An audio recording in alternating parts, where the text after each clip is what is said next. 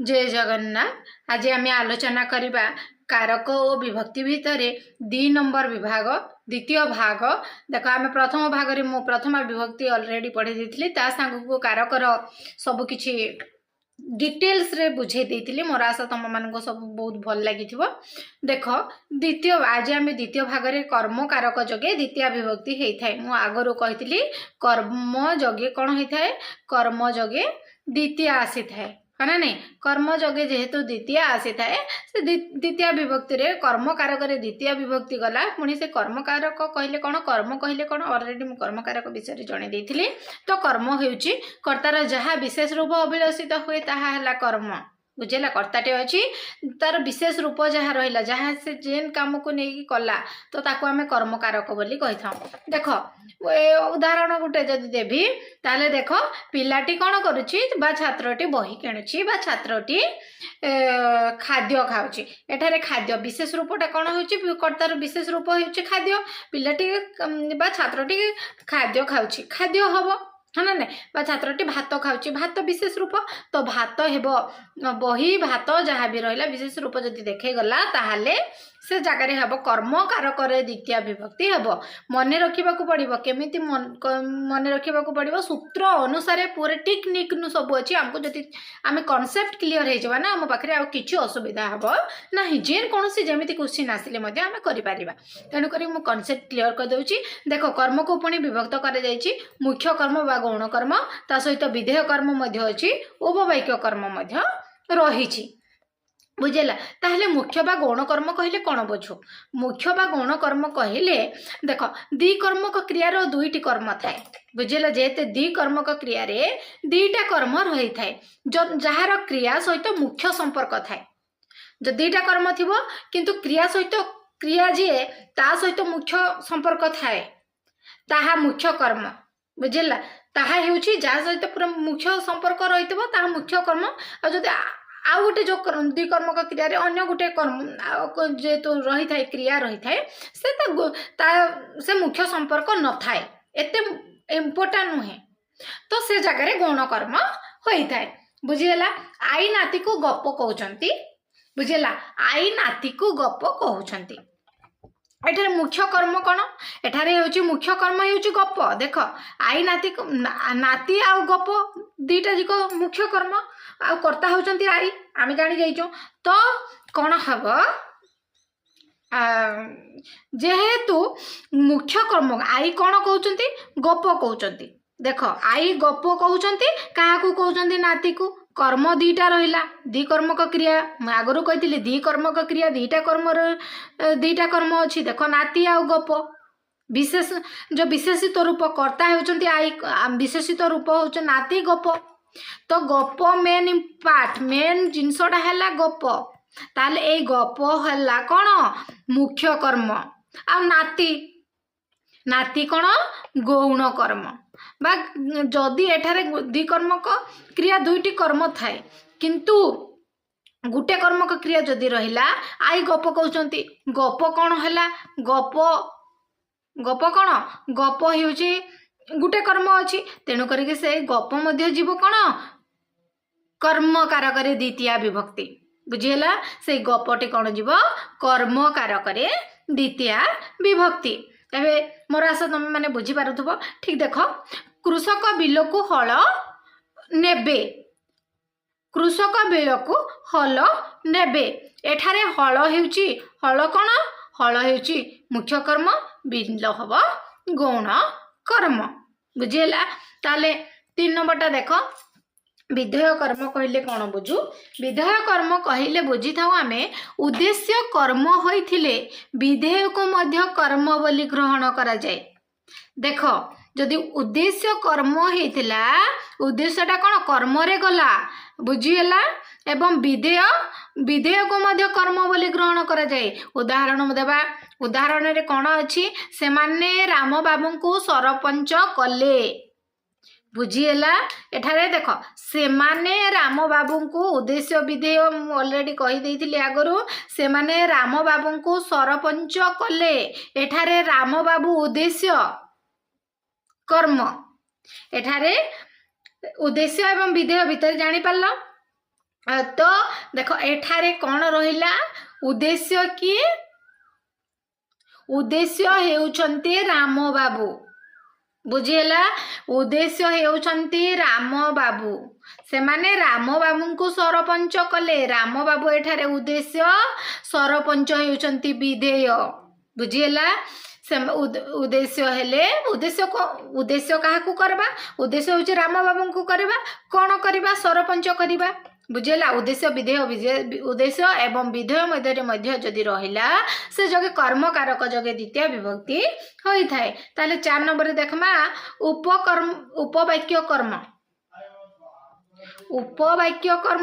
उपवाक्य कर्म कहिले मु जणे माधवर भविष्यत उज्जवल मु जणे माधवर भविष्यत उज्जवल एठारे माधवर भविष्यत उज्जवल बुझेला ना नहीं एक उपवाक्य गोटे उपवाक्य रहिला जहा कि जाने क्रियार कर्म रूपे प्रदत्त होइछि एठारे कोन जणे जणे जो मु जाने कहले देख मु जाने माधवर भविष्यत उज्जवल जणे माधव को भल भाव देखी तापर जानी पारिछि जे माधवर भविष्यत उज्जवल अछि तो से जानेटा कौन रहिला क्रियार कर्म रूपे प्रदत्त होइछि जानिबार कौन जो क्रियार कर्म रूपे होइछि एठारे तो कौन हला क्रियार कर्म हेउछि जाने बुझीला एवं माधवर भविष्यत उज्जवल माधवर भविष्यत उज्जवल सेटा कौन माधवर भविष्यत उज्जवल हेउछि एहा एक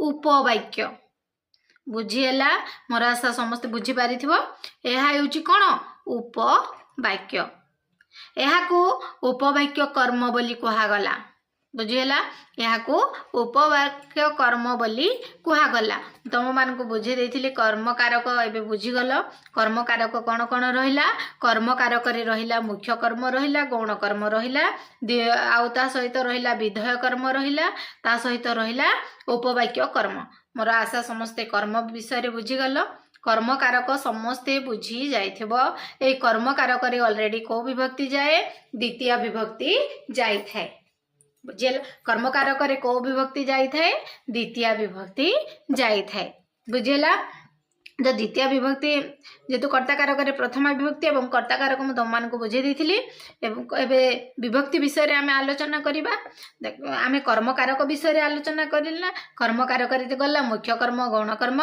तापरे आसिला विधेय कर्म उपवाक्य कर्म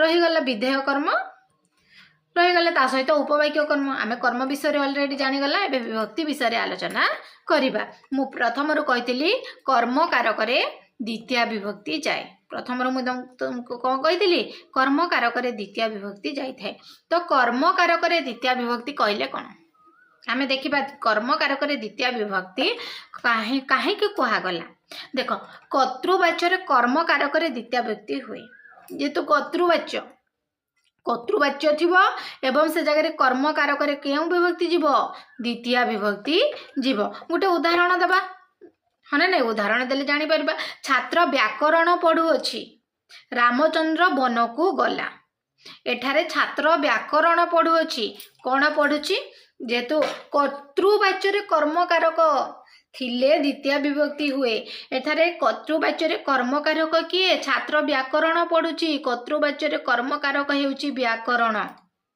तो व्याकरण शब्दटी जदि अंडरलाइन थिबो ताहले जानि देबो सेडा हेउछि द्वितीय विभक्ति ओ कर्म कारक द्वितीय विभक्ति बुझिएला रामचंद्र वन को गला रामचंद्र वन को मने रख को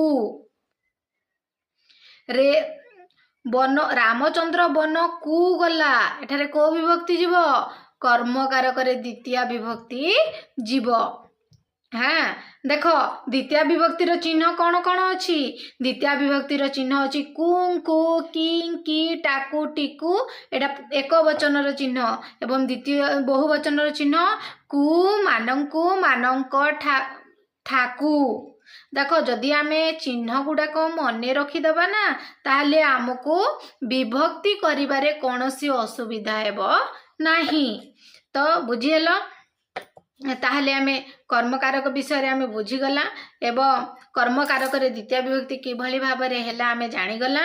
एबे देखिबा कौन रहिला प्रयोज्य ठारे द्वितीय विभक्ति। प्रयोज्य ठारे द्वितीय विभक्ति कौन कौन अच्छी देखिबा। प्रयोज्य देख प्रेरणार्थक क्रियार प्रयोज्य ठारे द्वितीय विभक्ति होई थाए बुझेला। प्रेरणार्थक क्रियार प्रयोज्य ठारे केउ विभक्ति गला द्वितीय विभक्ति गला। जथा देख माँ पुओ को क्षीर पियाउछंती। माँ कौन कहउछंती माँ पुओ को क्षीर पियाउछंती। एठारे माँ एठारे कौन रही यही वाक्यटी अच्छी माँ पुओ को क्षीर पियाइबा। ये माँ कौन माँ माँ हेउची प्रयोजक बुझेला। माँ शब्दटी हेउची प्रयोजक और पुओ प्रयोज्य बुझेला। पुओ को हला द्वितीय विभक्ति कु मन रखी था जेहेतु पुओ को जदि अंडरलाइन थिला केउ विभक्ति रे जीवो सेठारे द्वितीय विभक्ति केउ कारक कर्म कारक बुझेला। केउ कारक कर्म कारक। ताहले 3 नंबर आ गुटे उदाहरण देबा। शिक्षक छात्र को व्याकरण पढ़ाउछंती। कु मने रख कु शब्द रही ना नहीं कु मानक रही तो आमे जानीगला से कु शब्द व्याकरण पढ़ाउछंती। कौन पढ़ाउछंती क्या पढ़ाउछंती छात्र को। तो एठारे शिक्षक प्रयोजक और छात्र प्रयोज्य बुझेला। एठारे शिक्षक प्रयोजक आउ छात्र कौन प्रयोज्य। मोर आशा समस्ते को बहुत भल लगी बहुत भल भाव में बुझी एवं आउ ताले 3 नंबर देखमा व्याप्ति अर्थ रे द्वितीय विभक्ति मध्य जाई थाए। व्याप्ति अर्थ रे द्वितीय विभक्ति व्याप्त बा अत्यंत संजोग अर्थ रे कालवाचक बा कर्मवाचक शब्द द्वितीय विभक्ति हो जाए।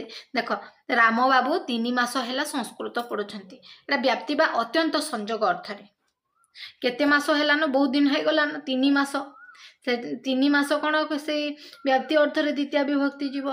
पिप्सा अर्थ रे मध्य द्वितीय विभक्ति देव 3 किलोमीटर यह जंगलटा 3 किलो व्यापी रही केते किलोमीटर तपने व्याप्ति अर्थ रे अधिक व्यापी जेनटा जाउथबो अधिक समय जेनटा लागुथबो से जगह रे कौन रहिबो व्याप्ति अर्थ रे द्वितीय विभक्ति जीव। तारे चतुर्थ रे देखमा विप्सा अर्थ रे द्वितीय विभक्ति विप्सा बा पुनराक्ति। विप्सार शब्दर अर्थ कौन पुनरक्ति अर्थ रे कौ विभक्ति जीव द्वितीय विभक्ति जीव। देख भिकारीटी घर को घर भिक मागुची। घर को घर एरा कौन रहिला विप्सा अर्थ रे हैला पुनरक्ति अर्थ रे। तो घर को घर कौन भिक मागुची घर को घर द्वितीय विभक्ति जीव। आ भारत दिन को दिन रे मध्य द्वितीय विभक्ति जीव सेटा पुणी विप्सा अर्थ रे बुझेला। ताले 5 नंबर देख विनिमय बा मूल्य अर्थ रे द्वितीय विभक्ति। विनिमय बा मूल्य अर्थ रे द्वितीय विभक्ति रहिला। 10 टंका बदल रे बा मूल्य रे किले चावल मिलवा बुझा जाउथबारु द्वितीय विभक्ति होई थाए। कौन देख 10 टंका को किले चावल 10 टंका को टिके चलो 10 टंका देले किले चावल एथारे 10 टंका को कौ विभक्ति जीव विनिमय बा मूल्य अर्थ रे द्वितीय विभक्ति जीव। 6 नंबर क्रिया विशेषण रे द्वितीय विभक्ति बुझेला। क्रिया विशेषण रे मध्य द्वितीय विभक्ति केमिति देख तुच्छा को एते मुदी नाही गोड़ कचाड़ू केते बुझेला ना। तुच्छा को एते गुड़ी ना एठारे क्रिया तुच्छा को करा होची तो यही क्रिया विषय तुच्छा शब्द रे द्वितीय विभक्ति रहीची। ताले 7 नंबर रे आमे देखिबा। 7 नंबर रे कोन अछि अप्रधान कर्ता ठारे मध्य द्वितीय विभक्ति गला बुझेला। कर्मवाच्य बा उपवाच्यर कर्ता प्रधान होता है मन रखी था। कर्मवाच्य बा भाववाच्यर कर्ता अप्रधान होइथिले सेठारे द्वितीय विभक्ति देला किछि प्रधान नथिबो हला। कर्मवाच्य रे सेने द्वितीय विभक्ति गला और भाववाच्य रे मध्य द्वितीय विभक्ति जीव। केमती हला देखो उदाहरण देबी। तुम्भको सेठाको जीवाकू हबो। तुम्भंकु एठारे शब्द रहिला तुम्भको तो कर्म रहिला है ना नहीं। कर्मवाच्य रे एठारे द्वितीय विभक्ति जीव एवं भाववाच्य रे केमिति द्वितीय विभक्ति जीव से आ गोटे उदाहरण दे देबी। सीता को भल नाची आसे भाववाच्य रे गला सीता को एठारे सीता से शब्दटा रहिला जेहेतु भाववाच्य रे द्वितीय विभक्ति। 8 नंबर रे रहिला भदाई अर्थ को बुझा जाउथबा पदयोगी द्वितीय। भयादि अर्थ को बुझा जाउथबा पदयोगी द्वितीय विभक्ति हब। देख कलिंग वीर माने शत्रु को डरती नहीं देख भय जेने जगार देखा जाउथबो भय देखा जाउथबो घृणा देखा जाउथबो लुचिबा देखा जाउथबो लज्जा थिबो से जगार मध्ये द्वितीय विभक्ति हेबो। साप नेउल को डरे भय चोरी पुलिस को लुचिबा साधु पाप को घृणा करे है ना नहीं बहु ससुर को लाज करे ये भली भाव में भयादि अर्थ रे बा अर्थ को बुझा जाउथबा पद जोगे द्वितीय विभक्ति होई थाए। ताहले 9 नंबर कौन रहिला धिक शब्द जोगे द्वितीय विभक्ति। धिक शब्द धिक्कार जेने थिबो देशद्रोही को धिक मने रखी था देशद्रोही को धिक ता सहित नरहंता को धिक चोरी को धिक धिक शब्द जेन जगार रहिला से जगार कौन रहिबो द्वितीय विभक्ति जीव।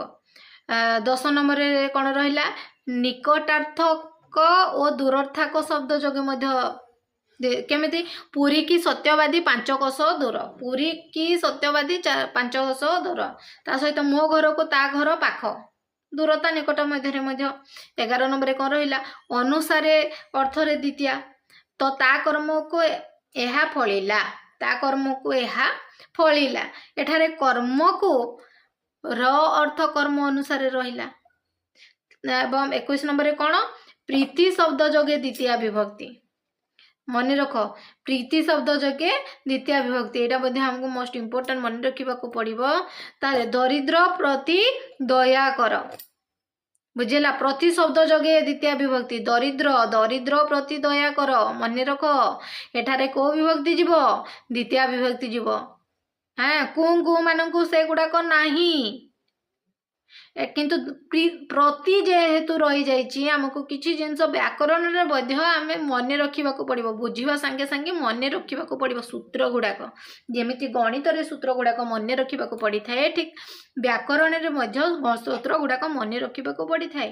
तो प्रति शब्द जोगे को विभक्ति गला द्वितीय विभक्ति गला एठारे प्रति शब्द जोगरे दरिद्र शब्द ठारू द्वितीय विभक्ति होइछि है ना नहीं प्रत्येक प्रति अर्थ रे प्रकाशित बा अप्रकाशित रही मूल्य बुझाउथिले केतेक स्थल रे द्वितीय विभक्ति हुए यथा चाउल किले 10 टंका बा किलो प्रति 10 टंका एथर चाउल किलो हला चाउल किलो देछि किंतु प्रति शब्दडा रही चाउल किलो प्रति 10 टंका हेब ना नहीं तो चाउल किलो कर्मकारक द्वितीय विभक्ति हम मोर आशा ये कर्मकारक ता सांग को द्वितीय विभक्ति बहुत भल भाव में कॉन्सेप्ट अनुसार समस्ते बुझी जाइथिबो।